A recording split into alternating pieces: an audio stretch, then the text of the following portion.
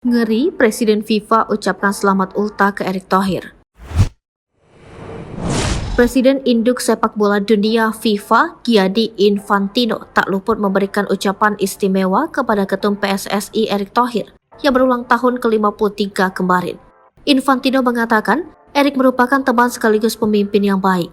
Erick Thohir berulang tahun yang ke-53 pada Selasa 30 Mei 2023 kemarin. Pria yang menjabat sebagai Ketua Umum PSSI itu dikenal memiliki jaringan pertemanan yang luas, termasuk dengan para pemimpin Federasi Sepak Bola Dunia.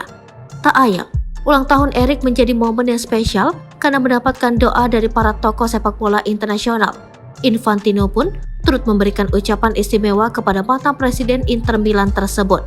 Warganet menimpali perihal hubungan Infantino dan Erick.